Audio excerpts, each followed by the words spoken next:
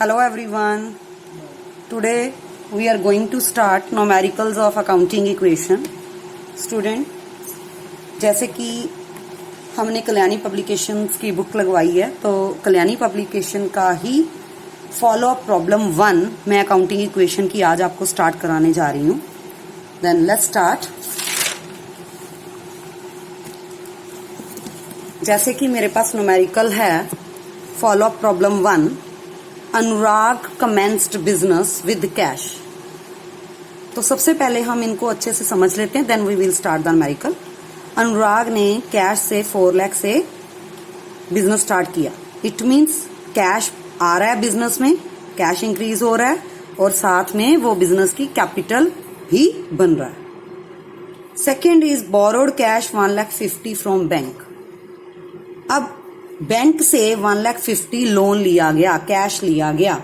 It means again cash is increasing and side by side we are getting loan from bank, so that's why outsider liability is also increases. तो first 2 entries को हम कैसे post करेंगे पहले start करते हैं. Like format of accounting equation is, heading लिखें. We are going to start follow up problem 1 accounting equation.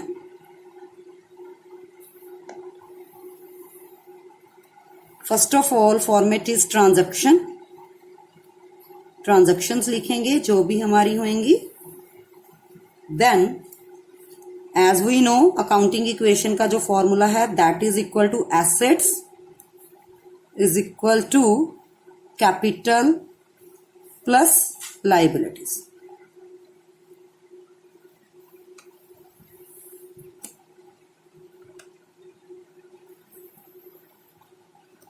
तो स्टूडेंट स्टार्ट करते हैं. जैसे कि फर्स्ट एंट्री थी कमेंस्ड बिजनेस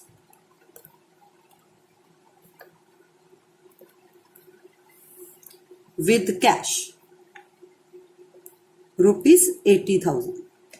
अगर उसने commence business cash, furniture, stock इन सबको यूज करके किया होता तो यहां पे एसेट्स में आपके उतने ही हेड ओपन हो जाने थे. लेकिन अब इस केस में हमारा एक हेड ओपन होगा क्योंकि सिर्फ एक एसेट आ रही है दैट इज कैश 80,000 और साइड बाय साइड हमारी कैपिटल भी क्रिएट हो गई that is ₹80,000. Both are equal, so it means हमारी फर्स्ट इक्वेशन के बाद हमारी अकाउंटिंग इक्वेशन का जो था formula assets is equal to capital वो इक्वल हो जाता है because here liabilities is equal to 0. Liabilities और क्रेडिटर 0 हैं. तो नाउ आर फर्स्ट इक्वेशन, जो हमारी फर्स्ट इक्वेशन बनेगी वो है 80,000 कैश और 80,000 capital and there is no liability. Now next transaction जो हमारी थी that is borrowed cash ₹1,50,000 from bank. Cash हमने बैंक से एज अ लोन लिया तो cash is increasing, so 1,50,000 add हो जाएगा कैश में. पर इस साइड हमारी एक नई लाइबिलिटी ओपन हो गई दैट इज बैंक लोन. तो क्रेडिटर की जगह बैंक लोन हमारी नई लाइबिलिटी क्रिएट हो गई क्योंकि अभी क्रेडिटर हमारे नहीं थे कुछ. सो 1,50,000 जीरो में हम ऐड करने जा रहे हैं. So now the new equation is 80 plus 1,50,000 that is 2,30,000 and capital is 80 and liability is 1,50,000. तो सम टोटल आप देखोगे that is also equal to 2,30,000. तो हमारा फॉर्मूला यहां पे जस्टिफाई हो रहा है. Next third transaction is rent paid in cash ₹10,000 and proprietor withdrew 40,000 for personal use. सबसे पहले हम फर्स्ट करेंगे रेंट पेड इन कैश 10,000. तो अगर कैश में रेंट पे हो रहा है तो बट ऑब्वियस कैश हमारा डिक्रीज होगा। डिक्रीज करने के लिए हम उसको ब्रैकेट में ले लेंगे माइनस शो करने के लिए।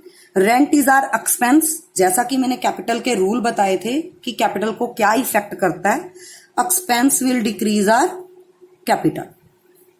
नाउ इसी में एक और ट्रांजैक्शन थी, दैट इज पर्सनल यूज के लिए प्रोप्राइटर ने विड्रॉ की अमाउंट 40,000, तो विड्रॉ की है, फिर कैश हमारा बिजनेस में से रिड्यूस हो रहा है and drawings also decrease are capital, so that's why the new equation will be now 2,30,000 minus 50, 1,80,000 आपका कैश रह गया। दोबारा फिर 1,80,000 कैश एंड 80 माइनस 50, 30,000 आपकी कैपिटल है एंड 1,50,000 आपका लोन है। Again new equation is equal.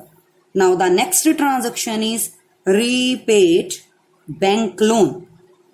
जो हमने पहले बैंक लोन लिया था उसमें से 80,000 हमने वापस कर दिए पैसे उसके, तो वापस कर दिए तो कैश में से अगर पे कर रहे हैं तो माइनस होगा 80,000, और क्या वापस किया है, लोन रिटर्न किया है, तो लोन में से भी 80,000 माइनस। तो again our new equation is 1,80,000 minus 80, that is 1,00,000 is the cash left, 30,000 is capital and 1,50,000 minus 80, 70,000 is our bank loan left. So again new equation is equal, asset is equal to capital plus liability.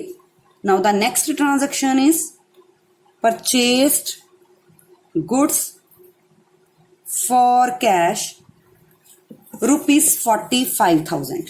हमने 45,000 की cash पे goods खरीदी, तो खरीदी है goods, number 1 effect is cash reduce हो रहा है, पैसे देने पड़ेंगे ना, तो कैश रिड्यूस होगा।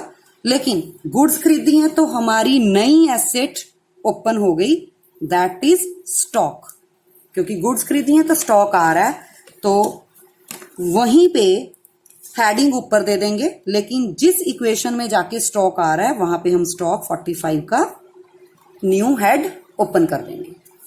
तो in this way again new equation 1,00,000 minus 45,000, तो हमारा जो कैश बैलेंस है दैट इज 55,000 प्लस 45, अब हमारे पास स्टॉक हो गया।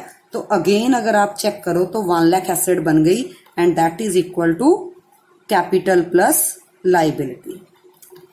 Now the next transaction is repaid the balance loan. Repaid the balance loan by borrowing equal amount from Manisha. Same amount का हमने मनीषा से लोन लिया और जो बाकी बचा था बैंक लोन वो पे कर दिया। तो बैंक लोन हमारा है कितना था, जैसा कि हमें पता है बैलेंस इज 75,000, तो सारा का सारा हमने पे कर दिया, तो सारा माइनस हो जाएगा, जीरो बन जाएगा। पर ये कैसे पे किया, मनीषा से लोन लेने के बाद, इट मीन्स हमारा न्यू हेड ओपन हुआ मनीषाज लोन, एक न्यू लाइबिलिटी क्रिएट हो गई 70,000 की। तो अगेन न्यू इक्वेशन हम चेक करते हैं कि इक्वल है, 55,000 कैश है हमारे पास, 45,000 स्टॉक है, 1,00,000, 30,000 हमारी कैपिटल हो गई liability side, plus bank loan 0 and 70,000 Manisha's loan. तो न्यू इक्वेशन दोबारा फिर क्या आ रही है, equal. And the last is charge interest on drawings.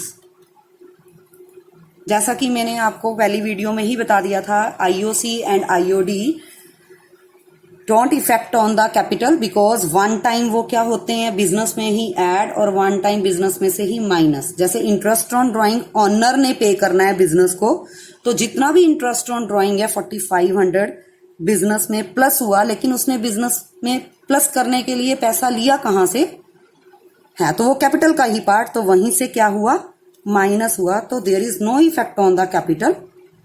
So our last equation means final equation is 55,000 are the assets of the business. Left जो है 45 is stock, 30,000 is capital, 0 is bank loan and 70,000 is liability. So इस तरीके से हम accounting equation को solve करते हैं. And if question is asking about balance sheet, then how to prepare balance sheet. Balance sheet of so and so person as at means year के end में balance sheet बनती है. सो that's Y जो भी date उसने बोली होगी as eight वो लिख देंगे, और जिसकी भी बैलेंस शीट बना रहे हैं वो बना देंगे. बैलेंस शीट में भी दो sides, left right. Left hand side is the liability side amount, right hand is the asset side amount. अब हमारी जो फाइनल इक्वेशन आई है उसको हम उसमें पोस्ट करेंगे.